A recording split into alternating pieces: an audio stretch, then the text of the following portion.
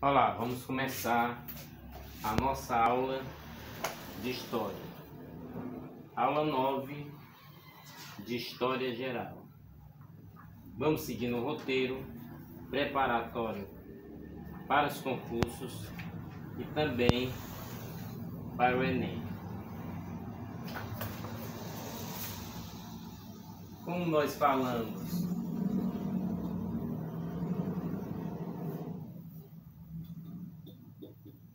da Europa medieval,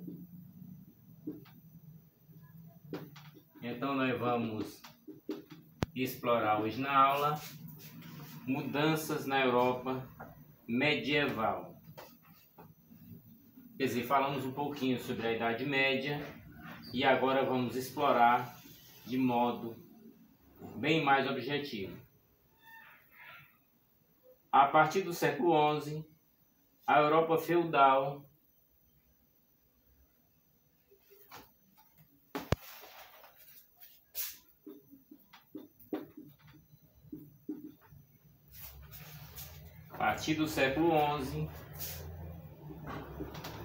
a Europa feudal passou por mudanças, algumas das quais merecem especial atenção. A expansão das áreas de cultivo devido à derrubada de floresta e à drenagem de pântanos. Drenagem, retirada do excesso de água de um terreno ou lugar. O desenvolvimento de importantes inovações técnicas como a charrua, um arado com rodas e uma rede de ferro que permite revolver a terra mais profundamente. Observe a imagem. A introdução do sistema de rotação trienal, isso é, a divisão da terra cultivável em 3 campos, deixando um deles em repouso. Então, assim, a expansão do cultivo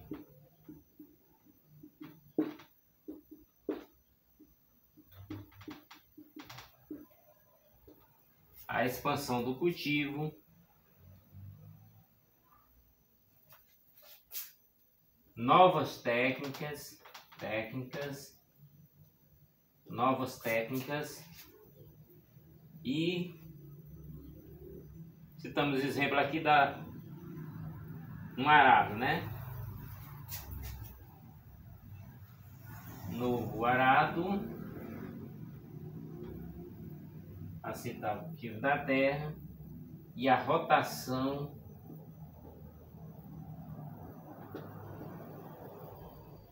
trienal.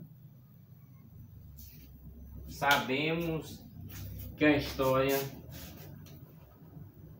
vai muito distante. Aqui nós colocamos o sistema trienal, aveia, trigo e repouso na terra, né?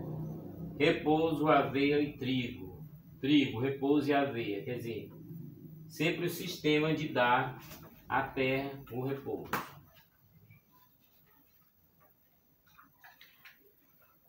Um novo modo de atrelar o cavalo usado para puxar o arado.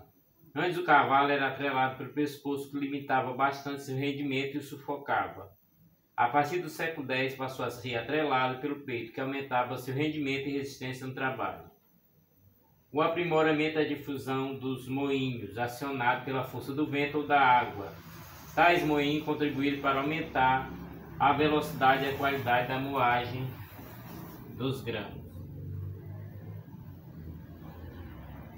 Com a ampliação das áreas cultivadas e a difusão de inovações técnicas, ocorreu o aumento de produção de alimentos. Melhor alimentado, as pessoas passaram a viver mais e ter mais filhos e as mortes por fome e doença diminuíram. Essas mudanças todas foram causa e efeito do aumento da população. Segundo o historiador Hilário Franco Júnior, do século X a XIII, a população da Europa Ocidental saltou de 22 milhões para 55 milhões. Quer dizer, do século X ao XIII, do X ao XIII, a população da Europa Ocidental pulou de 22 para 55 milhões. 55 milhões. O revigoramento do comércio e das cidades. Com o aumento da oferta de alimentos, já não havia necessidade de tanta gente trabalhar na agricultura. A partir do século XI, o comércio europeu de longa distância também se intensificou. Aí nós vamos estar falando das rotas comerciais, né? Rotas comerciais que passaram a ocorrer na Europa. Inclusive falamos em aula passada. As rotas comerciais era a cidade italiana a oriente pelo mar Mediterrâneo, que já falamos em aulas anteriores. Mercado de Gênova e Vendas, e comprava artigos de luxo, seda, perfume, porcelana, especiaria nos portos de Constantinopla, Antioquia e Trípoli, e os revendia com grande lucro no norte da Europa. Do sul ao norte da Europa por terra, uma rota ligava Veneza a Hamburgo, a outra ligava Gênova a Bugres, passando pela região de Champagne, na França, onde era realizado importantes feiras. No norte da Europa, a cidade de Bugres, Bremen, Hamburgo, Lubeck, locais do norte da Europa, comerciavam entre si e com outras cidades europeias, como Londres, na Inglaterra, e Novgorod, na Rússia. Portanto, precisamos as feiras, né, que nós já falamos em outras aulas, né?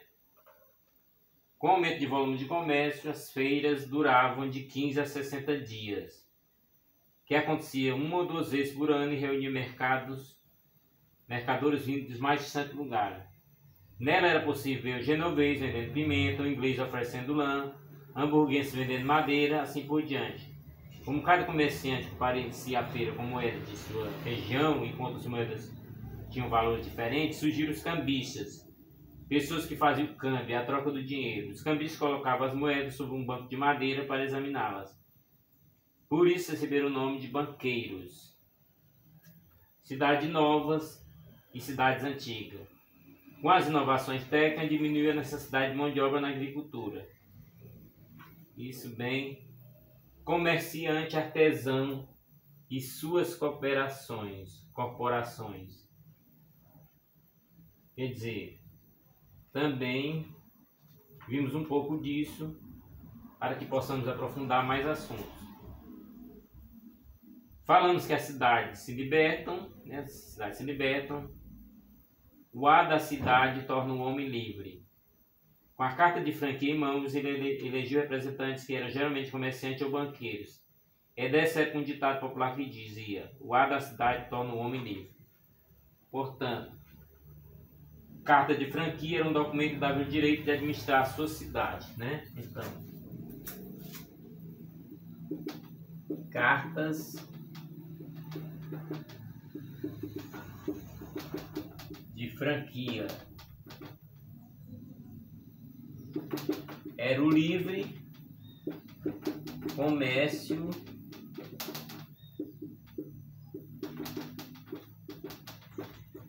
da cidade. Quer dizer, a cidade passava a ter o seu livre comércio.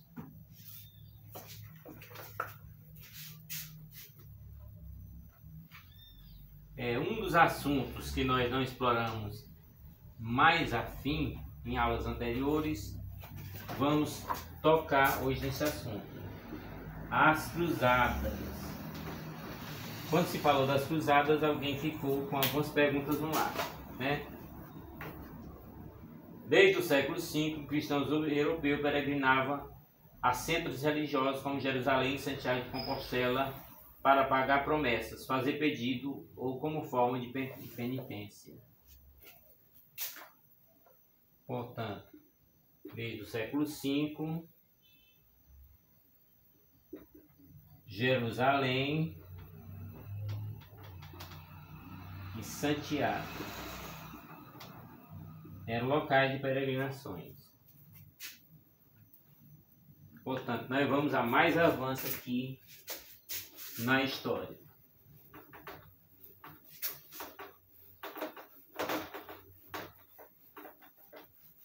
Sempre anotando as datas e os fatos que são muito importantes para melhor conhecimento da história. Em 1071, os turcos muçulmanos conquistaram Jerusalém. Proibiram os cristãos de visitar o túmulo de Jesus. Portanto, turcos fecharam Jerusalém, né?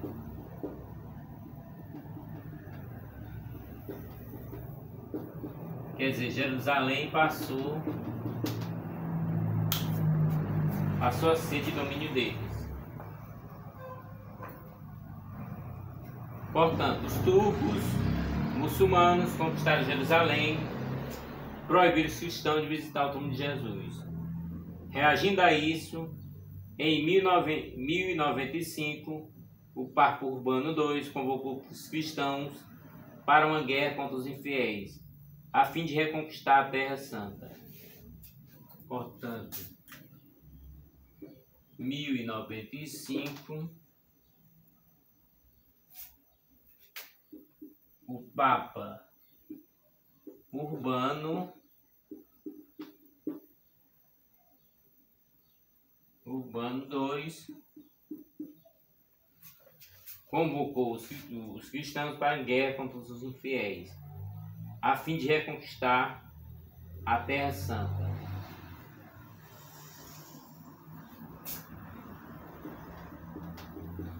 Começam as cruzadas.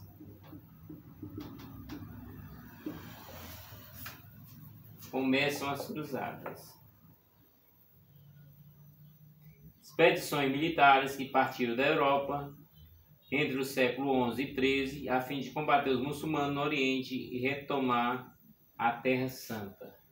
Então, do século XI a XIII,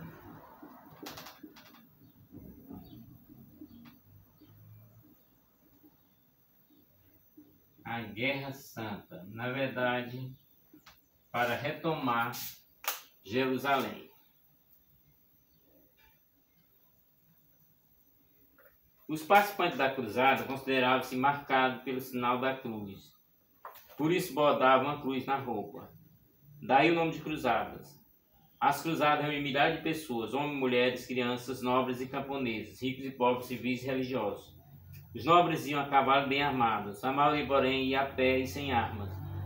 O motivo das cruzadas foi de ordem material, social e religiosa.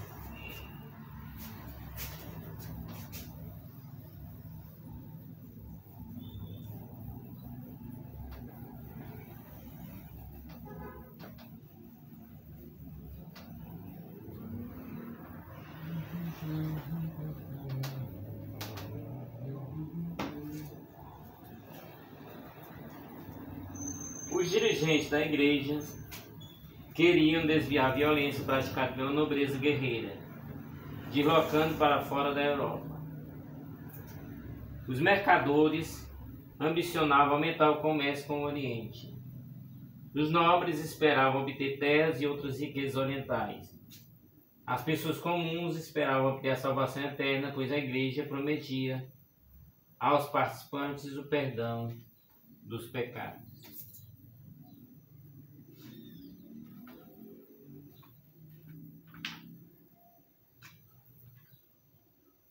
Portanto, mais ou menos uma viagem à Idade Média, né? Nas batalhas das cruzadas.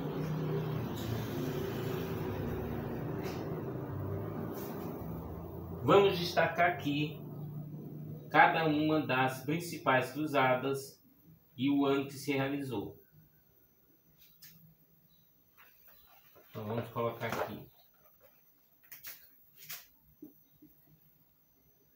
Primeira cruzada de 1096 a 1099.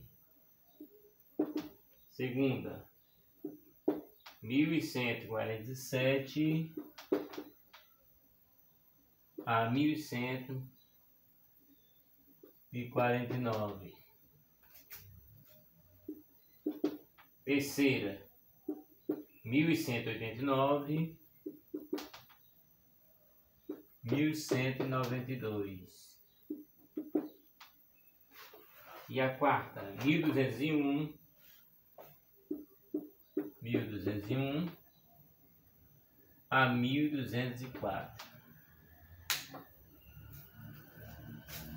Portanto,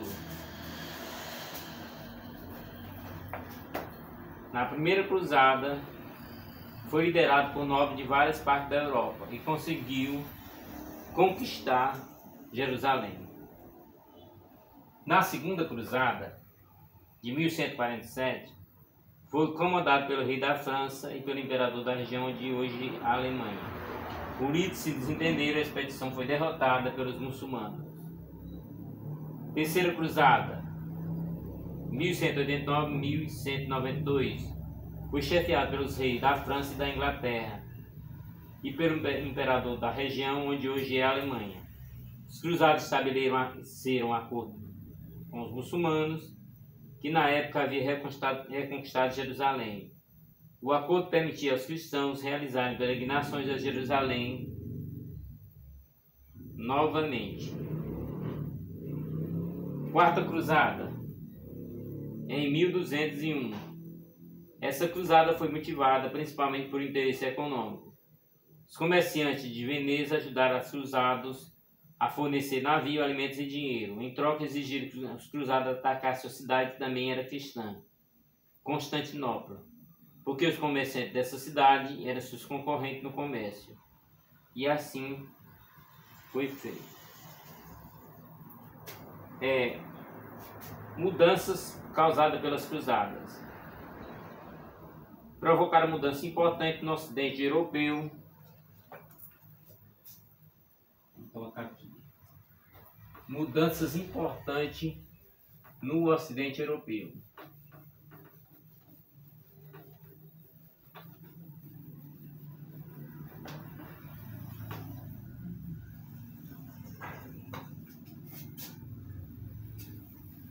O aumento do comércio entre o Ocidente e o Oriente. Portanto, nós estamos falando do Ocidente europeu. Ocidente europeu. O aumento do comércio do Ocidente e Oriente entre várias regiões da Europa, o que contribuiu para a prosperidade dos comerciantes europeus de suas cidades. Maior participação dos europeus, especialmente dos italianos, no rico comércio de especiarias e artigos de luxo oriental pelo mar Mediterrâneo. Esse comércio era controlado antes pelos muçulmanos. O enfraquecimento da nobreza guerreira, que se endividou e perdeu parte dos seus membros nas cruzadas. Conhecimento e arte. O revigoramento do comércio das cidades no século IX impulsionou o conhecimento e a arte, a importância do cálculo para a burguesia. Clima de maior liberdade nas cidades, o aumento das trocas culturais entre pessoas de diferentes regiões. Tudo isso favoreceu o avanço da ciência e criação da universidade. A universidade foi uma criação medieval. Pode ser definido como uma associação de professores e de alunos com a intenção de buscar o conhecimento. A Universidade de Bolonha, por exemplo, foi criada por uma associação de alunos. Já de Paris, França, nasceu a Associação de Professores. A primeira se destacava na área de direito, enquanto a segunda era fonte de medicina. Conhecedores dessas características, estudantes buscavam o que mais lhe interessava. A primeira universidade da Europa foi a de Bolonha, no século XII. Portanto, Bolonha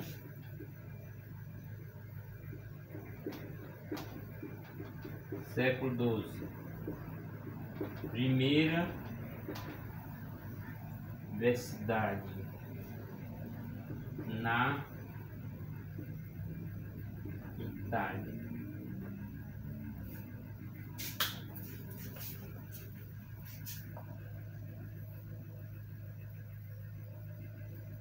Depois foram fundadas várias outras, como Oxford e Cambridge, na Inglaterra, Paris e Montpellier, na França, Salamanca, na Espanha, Coimbra, em Portugal. A universidade era formada geralmente por 4 faculdades: arte, medicina, direito e teologia. Portanto,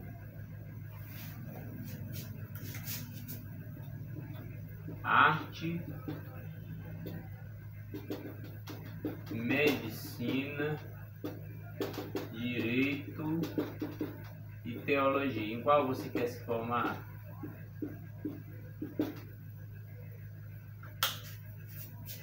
Portanto, eram essas formações naquele tempo.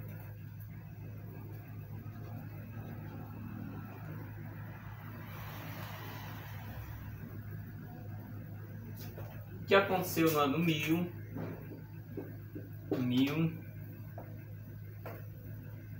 a 1300 na Europa? O que aconteceu nesses anos, né? Crise, doenças e revoltas. A Europa prosperou, embalada pelo crescimento da população e das cidades. Na primeira década do século XV, no entanto, iniciou-se na Europa uma crise prolongada, marcada por fome, doenças, guerras e revoltas sociais. Portanto, crítico, século XV.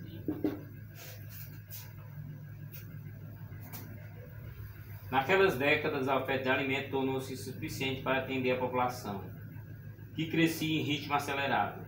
Além disso, ocorreram chuvas seguidas de más colheitas. A área agrícola passou a ser usada para a criação de ovelha e extração de lã. Isso tudo ajudou a explicar a crise de forma corrida entre 1315 e 1317. 1317. Fome, né? A fome. Matou milhares de europeus. Além disso, as condições de higiene na Europa eram péssimas. Lixo nas casas era lançado na rua e não havia serviço de coleta, encanamento ou esgoto. Fome e falta de higiene colaboraram para uma terrível epidemia. A Grande Peste, que atingiu toda a Europa, desde Portugal até o oeste, até a Rússia, a leste. Calcula-se 1347-1350. A Grande Peste marcou 1/3 da população europeia. Portanto,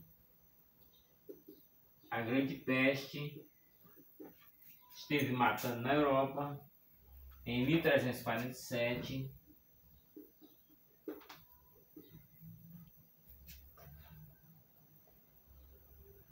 Em 1350.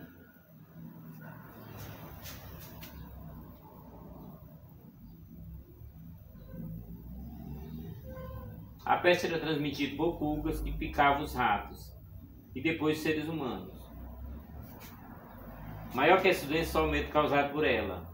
Houve casos em que a população abandonou sua cidade só por ouvir dizer que a peste vinha chegando. Portanto, né? Qual a imagem que se ficou desse tempo, né? Pessoas e a morte. E finalmente vamos entrar no assunto que também falamos só fizemos citar, né? A Guerra dos 100 Anos. Não explicamos direito, só apenas citamos, né? Citamos como fato a Guerra de 100 Anos. E agora vamos detalhar um pouco mais nesses nossos 15 minutos.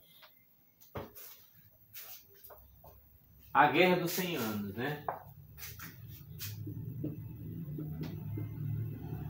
A Guerra dos 100 Anos. Esse assunto aqui vai longe. 1337, 1453. Quer dizer, foi mais de 100 anos, né? Mas tem muito pano para manga esse assunto. A crise do século XIV teve como base a Guerra dos 100 Anos.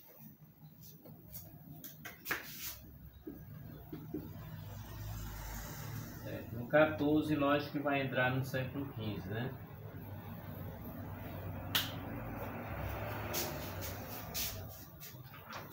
Foi um conflito armado entre França e Inglaterra, que na verdade durou 116 anos.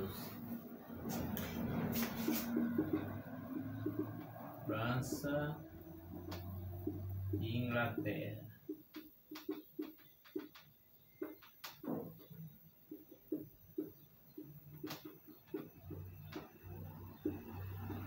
Portanto, esse conflito durou 116 anos.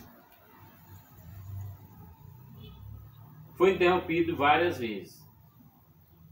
O principal motivo dessa longa guerra foi a disputa pela rica região de Flandres.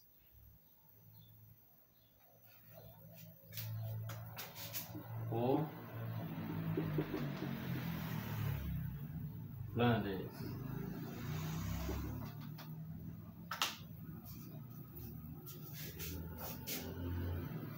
Quer dizer, não era só a disputa pela região de Flandres, né? Mas o interesse do rei da Inglaterra, Eduardo III, em se tornar também o rei da França.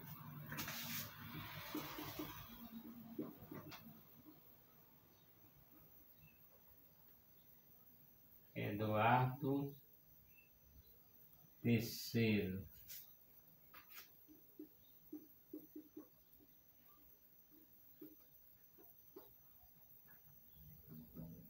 Rei da França. Na verdade, Eduardo III queria ser o rei da França. Inicialmente, os ingleses conseguiram várias vitórias sobre os franceses e ocuparam parte do seu domínio, inclusive a cidade de Paris. Depois, o exército profissional de Carlos VII conseguiu libertar Paris das mãos dos ingleses. Portanto, vamos ter Carlos VII.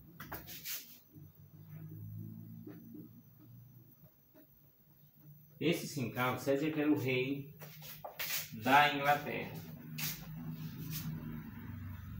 Um destaque nessa guerra foi a atuação de uma jovem de nome Joana d'Arc. A partir de Paris, organizou o governo e a cobrança de impostos, fortalecendo assim o poder monárquico. Quer dizer, uma breve figura, não retrata muito bem a realidade, mas apenas um retrato. Sobre Joana d'Arc, vamos falar um pouco depois, mas assim, o governo de Carlos VII, a partir de Paris, organizou o governo e a cobrança de impostos, fortalecendo assim o poder monárquico. Com o final da guerra vencida pelos franceses, em 1453, a nobreza se enfraqueceu, pois muitos nobres morreram no conflito. Portanto, vamos anotar aqui para que você não esqueça. Quem ganhou a Guerra dos 100 Anos? Todos perderam, mas quem ganhou? É uma boa pergunta, né?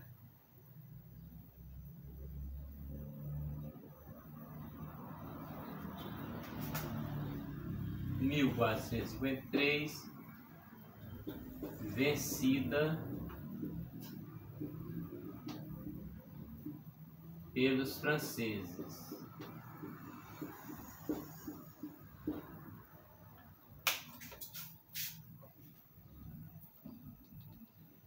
Com o final da guerra, a nobreza se enfraqueceu, pois muitos nobres morreram no conflito. Além disso, a cavalaria perdeu força diante do surgimento de armas de fogo, especialmente o canhão. Com isso, o poder militar da nobreza, baseado no manejo da espada e da lança, também diminuiu. Já a burguesia dos dois reinos ganhou força, passando a ocupar importante cargo na administração pública. Importante, vamos ver a ascensão da burguesia, né? Burguesia subindo, né? Burguesia subindo.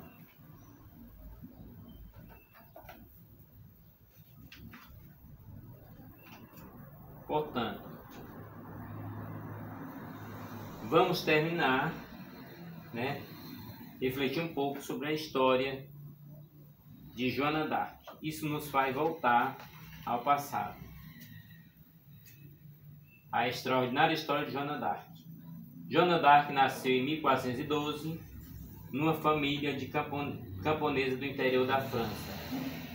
Aos 12 anos afirmou ter ouvido voz vinda do céu, que lhe dizia para livrar a França dos ingleses e coroar o rei. Portanto,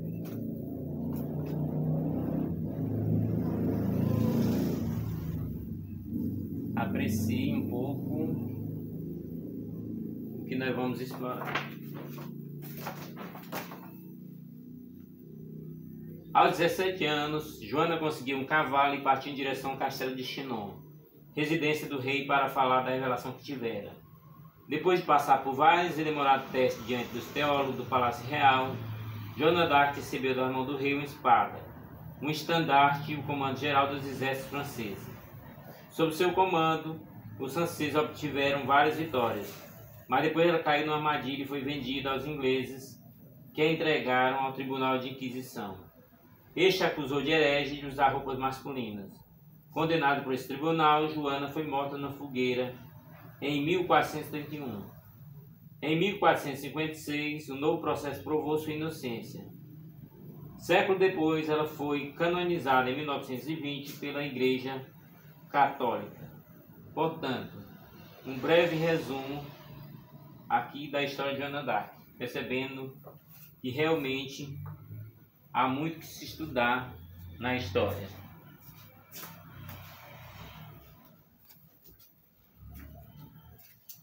Vamos voltar a outro assunto.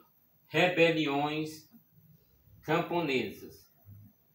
Com as mortes provocadas por fome, peste e guerra, começou a faltar mão de obra nos campos e a produção agrícola diminuiu, acarretando prejuízos para a nobreza. Para compensar suas perdas, a nobreza aumentou o controle sobre os camponeses e o tributo pago por eles. Além disso, na mesma época, o rei elevava os impostos pagos por seus súditos. Os camponeses então reagiram promovendo revoltas. Então vamos ao assunto: rebeliões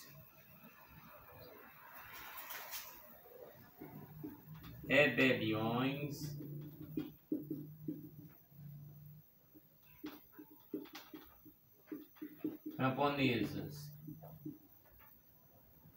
Rebeliões camponesas. Os camponeses reagiram promovendo revoltas como... Vamos citar as revoltas: Jaquery, na França.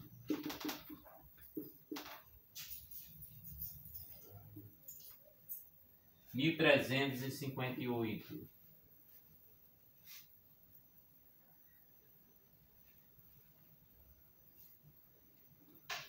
Revolta de Wat Tyler,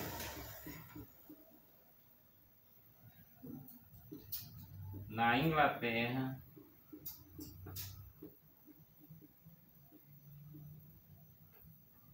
em 1381.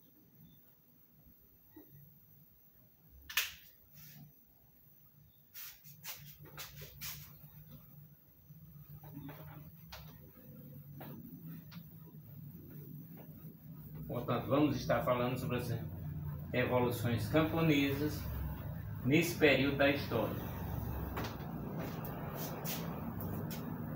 Jaquery é, na verdade, o nome de uma série de revoltas explodidas nas proximidades de Paris e no interior da França ao mesmo tempo. Os milhares de camponeses que dela participaram incendiaram castelos, mataram nobres e queimaram documentos que os prendiam a seus senhores. Este reagiram e, de posse de melhores armas de treinamento militar, sufocaram a revolta, massacrando os rebeldes. Quer dizer, os rebeldes tentaram reagir, mas não tinham armas, foram sufocados. Anos depois, cerca de 10.000 camponeses ingleses, liderados por Wat Tyler, foram a Londres, exigiram do rei Ricardo II o fim da servidão e a diminuição dos impostos pagos por eles. Na presença dos rebeldes, o rei concordou.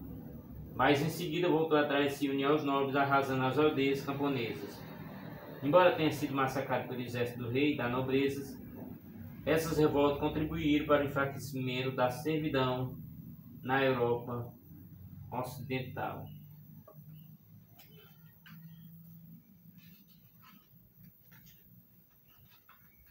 Portanto,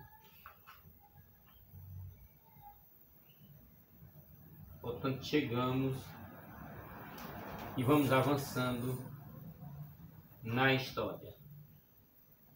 A formação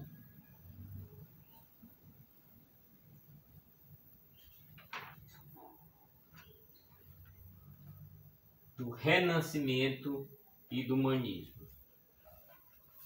Vamos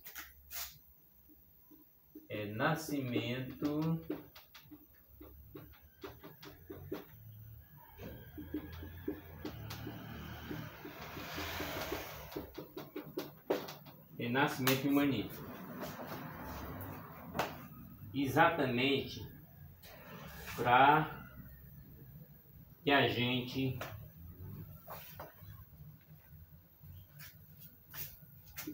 a ideia de modernidade.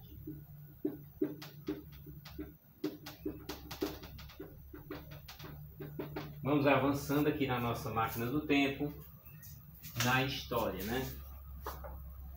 O Renascimento italiano é tido como um movimento decisivo para o desenvolvimento da modernidade. Nesse modo de ver a história, os artistas e cientistas do Renascimento fecharam a cortina do tempo medieval para abrir uma outra, a de um tempo novo de modernidade. Portanto, a ideia de modernidade, né?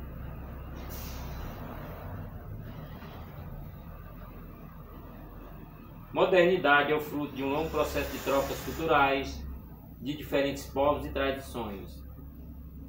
Renascimento italiano não é o único, existiram outros.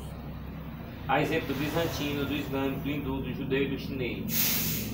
Ao ver o Renascimento italiano como único e reconhecer apenas a cultura greco-romana como digna de ser relida e admirada, os renascentistas italianos incluíram o Ocidente antigo, mas excluíram saberes técnicos e artes recebidos de outros povos, com quem os europeus mantiveram intensas trocas culturais ao longo do tempo.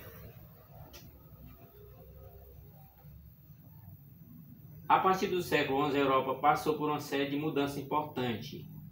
Isso no século XI. O aumento da produção de alimentos,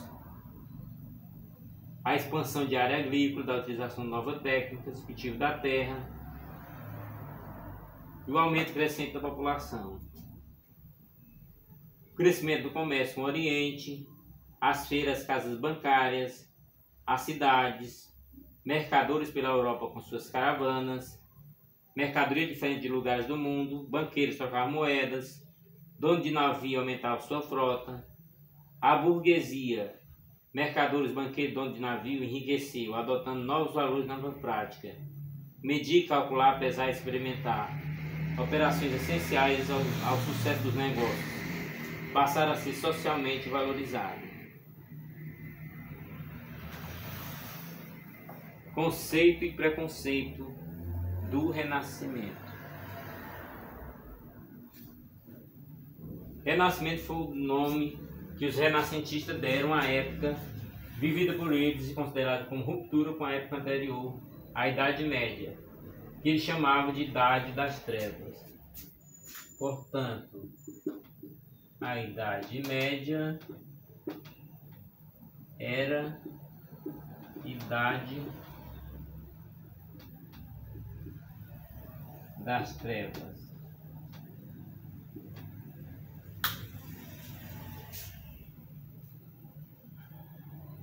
Longa Noite dos 1000 anos. Portanto, eles disseram que foi uma longa noite de 1000 anos.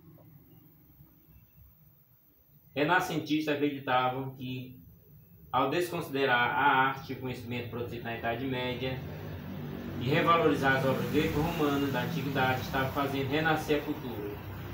Daí o nome Renascimento. Portanto,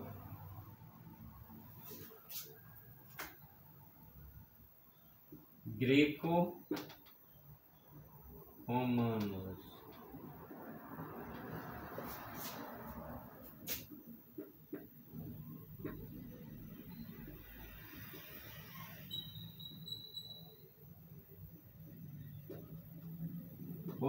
Portanto, renascimento da cultura greco-romana.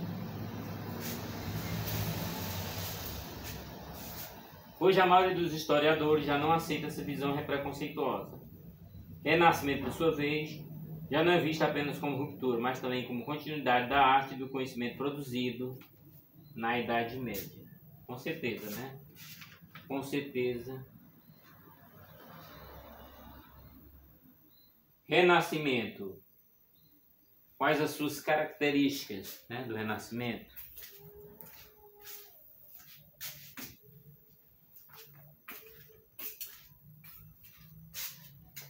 Para melhor compreender o Renascimento, vamos apresentar de modo simplificado algumas de suas características.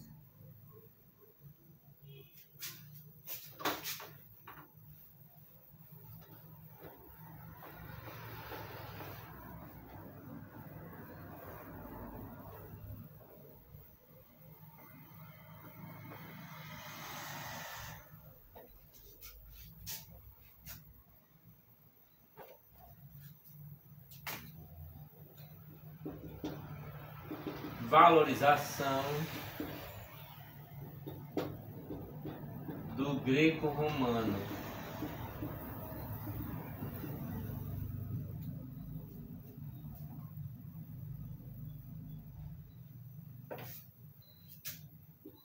O antropocentrismo. Depois vamos estar explicando bem direitinho.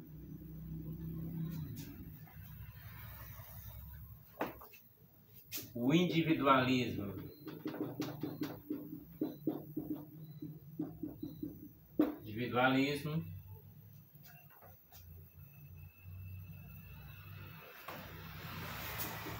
Nova visão do tempo.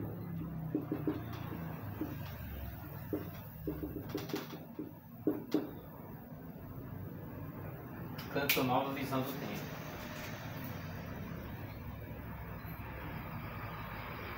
Valorização do passado greco-romano.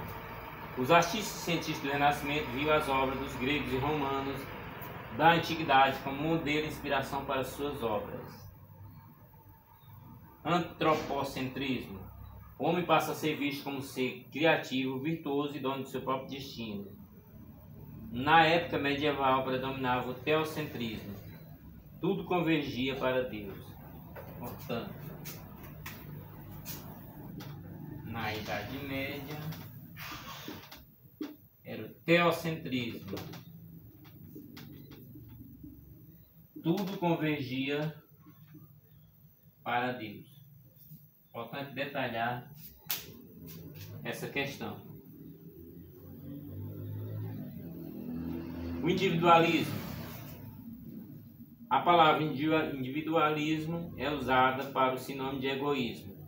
No Renascimento, porém, tinha sentido positivo. Significava capacidade individual, talento e criatividade. Uma nova visão do tempo. Para o renascentista, o tempo pertence ao homem. Este deve usá-lo para se aperfeiçoar, conhecer, experimentar e enriquecer, se esse for seu desejo. Já na visão medieval, o tempo pertence a Deus. Por isso seria pecado emprestar dinheiro a juros, ou seja, cobrar pelo tempo em que o dinheiro esteve emprestado. Portanto, no Renascimento, as suas características, e vamos estar explorando sobre o humanismo.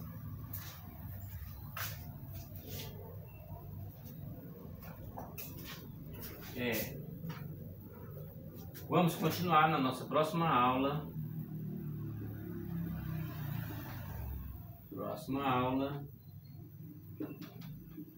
Sobre o humanismo. Portanto, na próxima aula nós continuamos com o humanismo.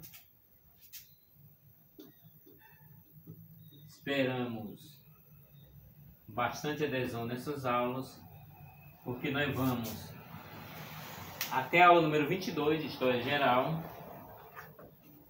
Hoje estamos com esse vídeo, depois vamos para a aula 10 e assim vamos dar todo o curso de História Geral. Portanto, não perca, indique aos colegas, se inscreva para que possamos avançar.